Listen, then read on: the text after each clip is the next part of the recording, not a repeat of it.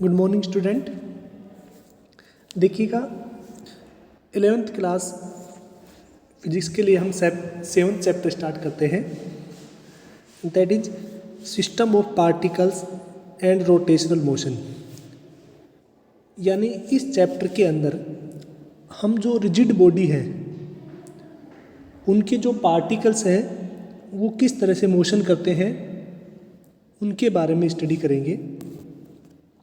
तो सबसे पहले अगर हम बात करें कि पार्टिकल के बारे में कि पार्टिकल क्या है, तो पार्टिकल के बारे में आपको पता होगा कि it is defined as the object whose mass is finite but whose size cannot be neglected. यानी कोई भी बॉडी है, अगर हम किसी बॉडी की बात करें, जैसे मान लेते हैं ये कोई बॉडी है, इसके अंदर इन्फिनाइट नंबर ऑफ क्या है पार्टिकल्स होते हैं, ठीक है। तो मान लेते कि इस बॉडी के अंदर इन्फिनाइट नंबर ऑफ पार्टिकल्स हैं, तो एक इंडिविजुअल पार्टिकल की बात करें तो प्रत्येक पार्टिकल का एक इंडिविजुअल मास होता है। मान लेते हैं कि एक पार्टिकल फर्स्ट पार्टिकल है, उसका मास कितना है m1 है, कोई सेकंड पार्टिकल है जिसका मास कितना है m2 है, ऐसे ही कोई थर्ड पार्टिकल है जिसका मास कितना है m3 है, ऐसे ही कोई फोर्थ पार्टिकल है जिसका मास कितना है m4 है। इस तरह से ये बॉडी है, ये n पार्टिकल से मिलके बनी है, तो इसका जो मास nth पार्टिकल का जो मास है वो कितना हो जाएगा mn, ठीक है। तो जो बॉडी का टोटल मास होता है m, वो किसके बराबर होता है, प्रत्येक इंडिविजुअल मास के, प्रत्येक पार्टिकल के इंडिविजुअल मास के सम के बराबर होता है, ठीक है। यानी अगर हम बात करें यहाँ पर कि इस बॉडी का जो टोटल मास m है वो किसके बराबर होगा, प्रत्येक इंडिविजुअल जो पार्टिकल है अप टू mn, इन सभी के टोटल मास के सम के बराबर होता है। क्लियर। तो पार्टिकल समझ गए, यानी वो किसी भी बॉडी का वो पार्ट जो जिसके पास आप खुद का इंडिविजुअल मास हो, ठीक है, उसको हम क्या बोलते हैं, पार्टिकल बोलते हैं, ठीक है। अब सिस्टम समझ में आ गया होगा कि सिस्टम क्या होता है, कि सिस्टम जिसके अंदर इन्फिनाइट नंबर ऑफ क्या हो पार्टिकल हो, यानी लार्ज नंबर में पार्टिकल का जो कलेक्शन है, ठीक है, जिसके अंदर पार्टिकल वो एक दूसरे के साथ बिल्कुल क्लोजली टाइड हो, उसको हम क्या बोलते हैं, सिस्टम बोलते हैं। क्लियर। अब देखिएगा बच्चों, इसके अलावा एक दो छोटी छोटी टर्म्स हैं, उनके बारे में बात करते हैं कि रिजिड बॉडी, रिजिड बॉडी के बारे में बात करें कि रिजिड बॉडी क्या होती है। जैसे आप डेली लाइफ में टू टाइप की बॉडी को ऑब्जर्व करते हैं। जैसे आपने देखा कि एक आपके पास कोई भी आयरन बॉल है, आयरन का स्फीयर है, यानी हम आयरन बॉल की बात करते हैं, और एक आपके पास रबड़ बॉल है।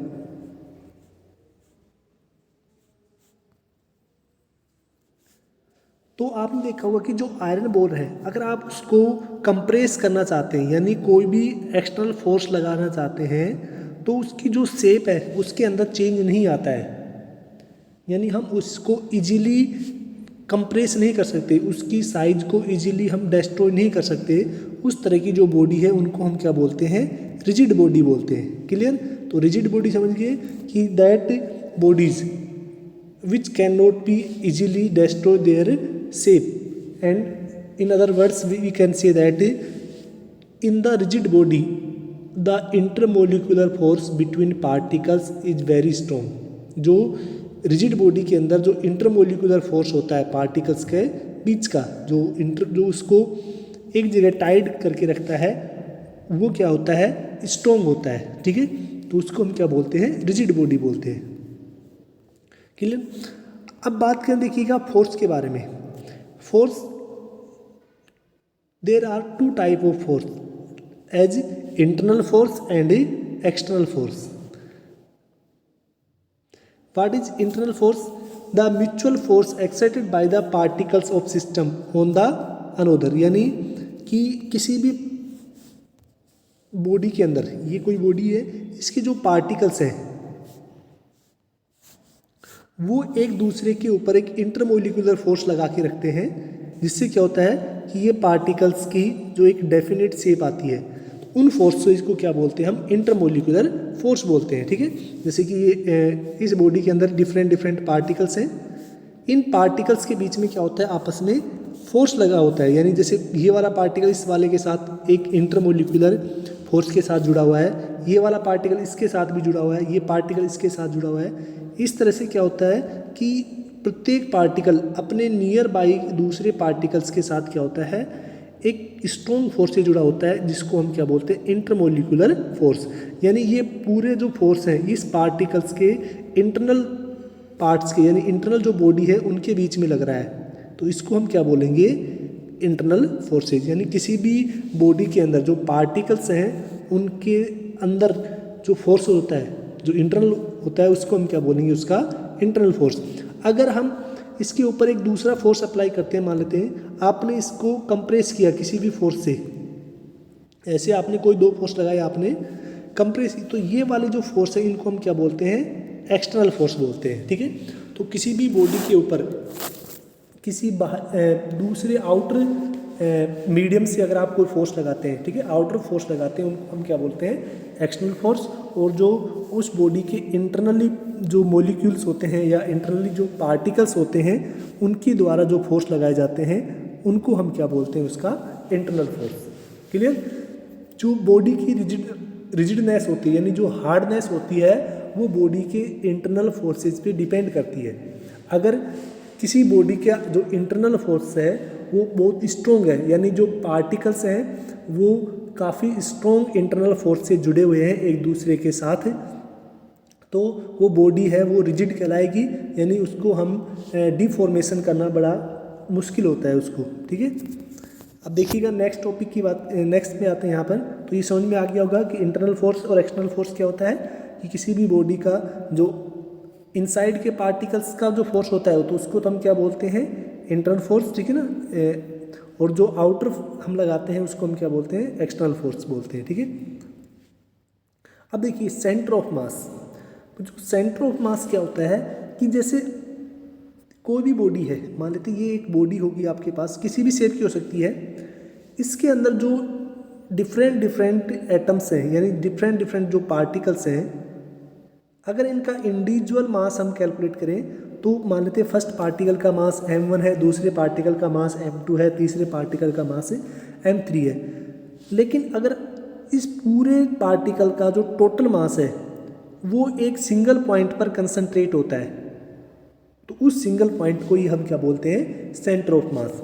जैसे सिंपल सा एक एग्जांपल लेते हैं हम कि आपके पास एक रेक्टेंगुलर रोड है ये, तो आपके इसके इंडिविजुअल पार्ट का जो मास है वो अलग अलग होगा। जैसे कि ये टोटल रोड है ये 10 मीटर लॉन्ग है, ठीक है ना, यानी इसकी जो लेंथ है वो कितनी है 10 मीटर है, ठीक है। और मान लेते हैं कि इसका जो टोटल मास है वो कितना है 100 kg है।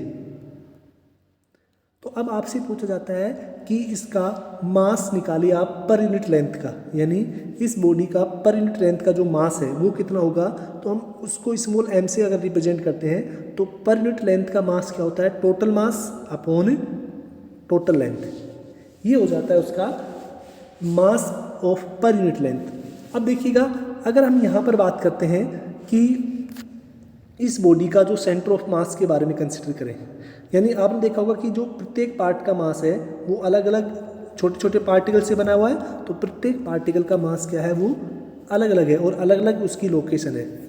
लेकिन इस बॉडी के ऊपर एक पॉइंट एक ऐसा होगा वो इसके लगभग मिड में, जहाँ पर यानी यहाँ से अगर आप इसको बैलेंस करते हैं तो ये इसका ये वाला mg लेफ्ट साइड का और राइट साइड का जो mg है वो क्या होगा इक्वल होगा, तो ये बॉडी है ये हॉरिजॉन्टली इक्विलिब्रियम में हो जाएगी। यानी सेंटर ऑफ मास क्या हो गया कि किसी भी पार्टिकल या किसी भी बॉडी का वह पॉइंट जहाँ पर उसका टोटल मास कंसंट्रेट करता है उसको हम क्या बोलते हैं उसका सेंटर ऑफ मास। क्लियर। यानी अब सेंटर ऑफ मास है वो जरूरी नहीं कि पार्टिकल के मिड में हो,